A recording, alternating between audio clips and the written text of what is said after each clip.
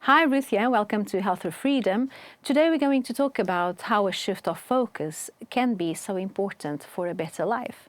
And to speak about that, I have a great friend and a great professional, Annika Leckström, that's going to discuss with me the same theme. So today we're going to do this differently. I'm going to read up some questions or some phrases that some patients have asked us about, and we're going to discuss how a shift of focus is so important in those areas. Welcome, Annika. Thank you so much. And can you introduce yourself? I'm a social worker and I've been working for 22 years now. I've been working at healthcare centers and I've also been seeing people with disabilities, and also the last few years I'm working with foster care. And I know, Annika, that you also have a heart for people with burnout, people with stress. When we talk about a better life or to diminish stress, is that the reason why so many patients see you, or what do you think they seek you mostly for? I'd say that most people that seek me struggle with something, problem or issue in their lives, and have a loss of happiness. I think most people want to feel happy in their lives, and that's probably why they come and see me. And it's so interesting, this thing about happiness, the question of happiness. Mm-hmm. And I remember that the other day we were talking about that, and you've said some wonderful things that it really made me think. Because although we work with this and we talk about this, sometimes we need to sit and, as I say it, usually we need to section it. We need to look at the different pieces. And you spoke so well about different pieces. Do you want to talk about it a bit? I think first I would like to say I think we might have too high expectations of having happiness in our lives. The purpose of our lives is actually to survive, and it's to reproduce ourselves. Happiness is a bonus. It's not like the meaning, the purpose of our lives. But of course we want that. And there was a study I was talking about, I think. And there was this researcher who made a study in Sweden, in Stockholm. And he met many people and was wondering, the people who have a high level of happiness in their lives, what do they have in common? And the result in this study was three things. The first one was that these people are good at sharing. And the other one is appreciation. And the third one is to forgive. They were really good at these things. And I think all of these three things are a shift of focus from what we usually do in our lives. Right. Yeah. Like the first one, sharing, that's usually the opposite of what we do in our lives. We are good at collecting things or saving things. We save money, we buy more shoes But we know from this study that if you share, you will become more happy. The other one is appreciation. We get so blind of what we have in our lives, and we forget to appreciate what we actually have. We always want more. If I cannot just have these pair of shoes, I will be a little bit happier. But instead, we should shift focus and start appreciate what we have, and also appreciate other people. Yeah. The third one is the hardest one, like the forgiveness part, and it's quite hard to forgive someone if you were really hurt. But if you think if someone hurts you, then you might think about the purpose. Did this person do that on purpose? Did that person actually want to hurt you, or was he or she just a little bit stupid or didn't think about your needs in that situation? So if we do these things, we will become happier persons. I totally agree. And I think it requires training also. Yeah. Doesn't mean that we have to know and start doing this just out of the blue, right, and that we're good at it. But it's a training. It is. We have to remind ourselves. Yeah. And this thing that you said about sharing and giving, I think it's a really good shift of focus in the sense of action, of the giving part. It's very important when we give, and while we make the person we're giving to the focus. Mm-hmm. So the important person is not the giver, Right. We don't give something that we think is good for the person.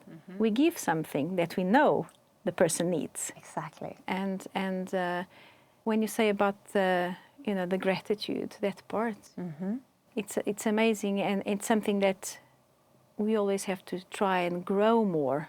It's a growth process, I think, when we have to look, instead of looking at the cup half empty, that we shift focus to the cup half full. That's what I think is also interesting, is that we as human beings think that the focus is on others when we forgive. They get the best part. And it's not really like that. We free ourselves from a burden. Exactly. We have everything to win on forgiving someone else. Sometimes we even need to forgive people that have already died. Yeah. And we have to just be free to grow and to give space on our minds to go forward in life. Exactly. Another thing, one question that it's actually a statement that sometimes I heard of patients is, I just cannot get out of the situation. I just cannot get over it. How do you think one can handle the situation that, we've done everything we can to help a patient, and, for example, out of burnout. And the patient has also tried to do things, but there is one thing in his life or in her life that is so difficult to get over. I used to talk to people about acceptance. That acceptance is sometimes our best friend. Right. Because many people put so much energy on being sad or wanting something, make changes that is not possible. Like you said before, if someone dies, we cannot change that. And of course we shall grieve and feel sad for a while. But we cannot stay in that. Or we can never change that. And we need to shift focus. And we need to come to a point where we accept that this is the situation. How can I make the best out of it? So to accept would be the shift of focus one needs. Is that it? Yes, acceptance. And by that, we don't mean that someone can step on you or humiliate you or hurt you, never. But put your energy on the right things in life. And you're actually looking at yourself, looking inward when you accept a situation. Because you accept, and with that acceptance you can also have the opportunity to see, okay, what can I do to help me handle the situation now that I can see it's out of my league, it's out of my power. Yeah. To do that, you need to get conscious about how you work as a person. What are my habits and what can I do different? How can I challenge myself and do it in another way to not repeat things that are not working? And one thing I sometimes have to stress to my patients about this acceptance situation is when someone encounters another person that says, I will never change, I've always been like this and I'll never change. And the person that says that they will never change hasn't got a very good effect on the lives of others. Right. So I wouldn't say that we have to accept, like you say, it's not like someone has to stand on us. No. But we have to accept that, okay, they are as they are. We're not going to change them, right? Right. But the effects of those people on our lives, I mean, that we can change. Exactly. We either learn to handle the situation, like, for example, with someone at work, or we just have to move on. Exactly. Forgiving, but moving on. Yeah. Another thing that has come up, and I know that it has come up with your patients also, is when it comes to divorce. And people have asked me a few things. One thing is, how can I help a friend that's divorcing? And this question is, I relate to this question because up to a certain time I didn't really know actually how to help a friend that was divorcing, because especially if you're friends with both parties, and it happened so many times. But then I understood by learning, because I myself went through a divorce, right, 3 years ago, and you were one of the people that knew how to handle. How would you say that one can help a friend that's going through divorce? I'd say that you should not avoid your friend, even though it's hard to talk about it, or you don't know what to say, or it makes you feel uncomfortable. You should text your friend, ask if your friend wants to go for a walk or have a coffee or anything. Your friend might say no, and that's the worst that can happen to you, actually, if you ask.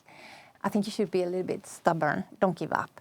If your friend is having a crisis, she or he will react in so many different ways, sometimes with anger or sadness, or maybe get angry on you. But it's actually better to take that risk than not asking at all or disappear, because many people that get a divorce feel very lonely, and that is so much worse than you ask the wrong question or say the wrong things. So just be there. Be there, yeah. And sometimes you don't have to do anything, but just be there. Stay there. It's okay. I'm here with you when you're sad. Yeah. We can be sad together. But it's not so difficult as it seems. It's to be present. It's just to exist, to keep on existing as before. Yeah, do the normal things. Yeah. And one of the things that I usually say is, okay, this is a new project, right? Sometimes when we go through a divorce, the tendency obviously is, okay, I look at myself. It's my feelings. I need to defend myself of the world, sort of thing. And sometimes we go even a bit overboard. My kids, it's important. They are the most precious things to me. So I'm going to defend them.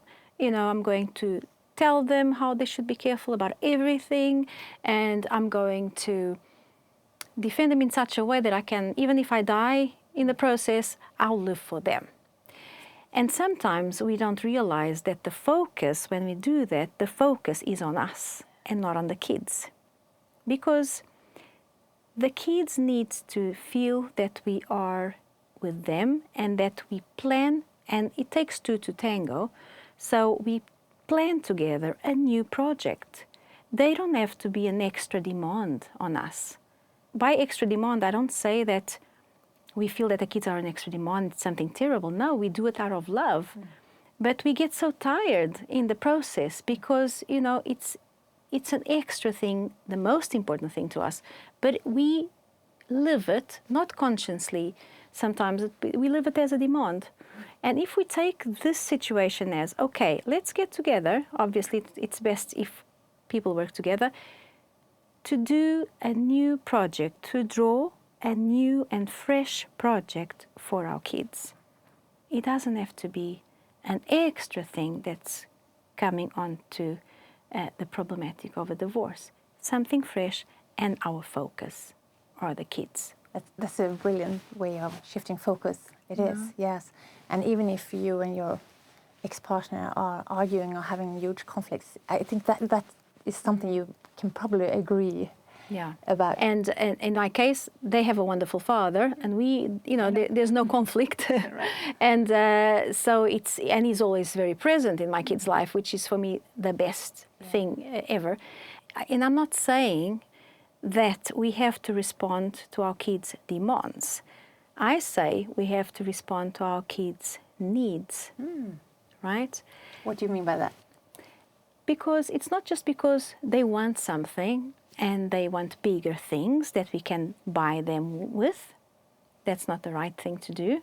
And that's another shift of focus. It is. When the focus is on us and we try to buy our kids so that we have the better part of our kids, not our ex-partner, right? Which is very common. Yeah. But then the focus is on us. Yes. You're good parenting, yeah. We're good parenting. We want the best out of a situation. And the kids will always feel that they are not the center. Right. Because, they are not the center when you're trying to buy them, to buy their attention, right? So one thing is needs, Sometimes we can respond to their needs. And another thing is explaining our needs also. And so that they understand what is a need and what is a demand. When you can't answer a need because you really can't, then it becomes a demand when the other one doesn't understand, right? Another thing that sometimes our patients say, and now I'm talking about sometimes very young patients that come and say, how can I feel normal? I don't feel normal. And sometimes we can see that it's got to do a bit more of a personality trait, a person that sometimes is a bit more introvert or not. How do you think people can change our focus to help themselves in these situations? Sometimes we meet people that are introvert and they have a lot of focus on themselves, and maybe they should challenge themselves, trying to focus on other people or just like things around them, and accept that they are the person they are, and people can think whatever they want about you.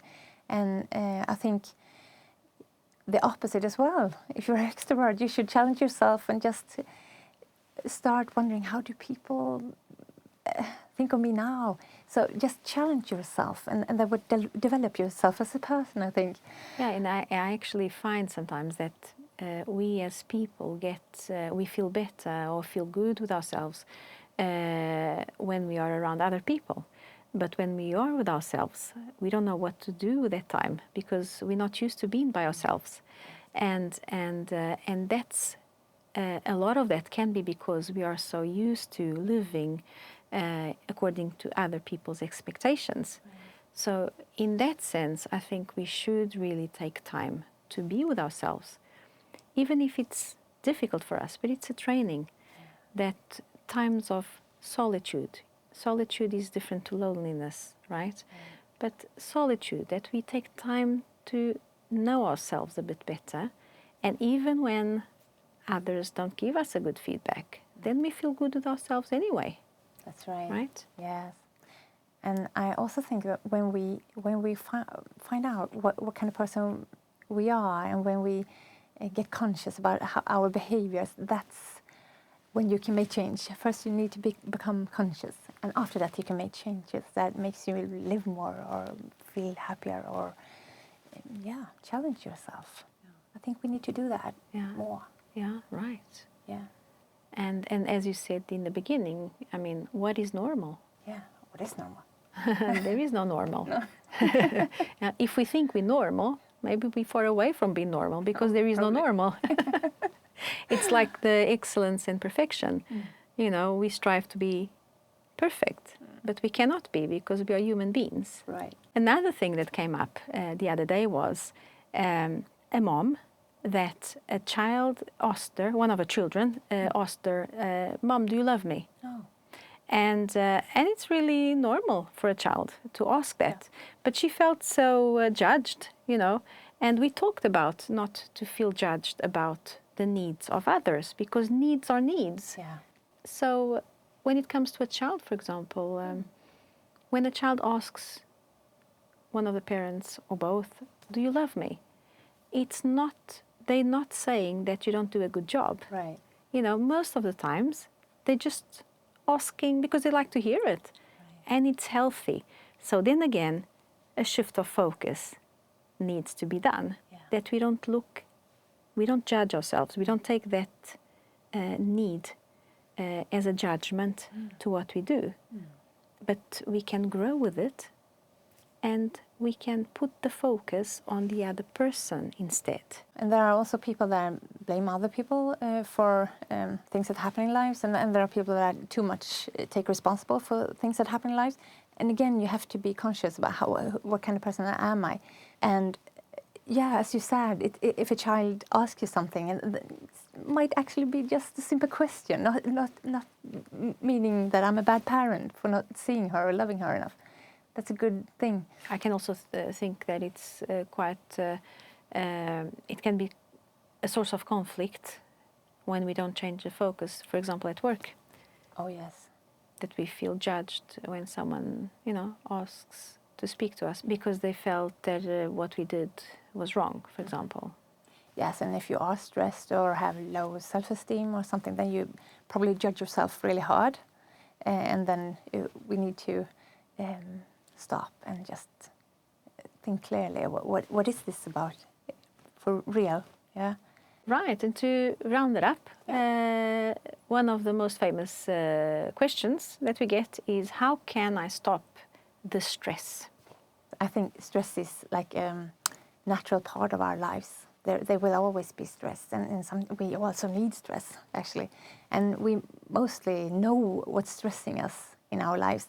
I think we should shift focus here and ask ourselves, what is recharging for me? And I love to tell patients that, please, I want you to write a list. I want you to put down what makes you happy, what you enjoy, what you love, and make it really concrete. Because when you're very stressed, you cannot find these things easily. So you need actually to have a list inside a door in your kitchen. Just look at it. And what do you like music, or go for a walk, have a swim in cold water, have a bit of chocolate. It can be a moment by yourself. There's so many different things, and it's different for all people. But I think you need to write it down and have it in front of your nose when you're very stressed. And also remember that it's even more important that you plan these things than all the other things you must do in your life. You have to put something away, put this one in, if you're going to live long. and it's so interesting how when and now talking about mostly about burnouts, how many things that we mentioned here today, how we can use it in a burnout. For example, the acceptance. To accept that a person is not well. We have to accept so that we stop being frustrated and we can move forward. We have to forgive. We have to look at ourselves and not care so much about what others are going to think about. And that's also different ways to decrease the stress. That's right. And to accept change, to accept treatment. Right. Yeah. There is also one thing I was thinking about. Shifting focus. If you're in a burnout or stress situation, if you have children, maybe you should shift focus on your self and think about what kind of role model are you for your children. Do you want your children to get into a burnout in the future? Probably not, but they might actually do that if you don't take care of yourself. Oh, that's great, Annika. That's right. I mean, thank you so much, Annika, for being here today. And thank you so much for watching, and we'll see each other next time.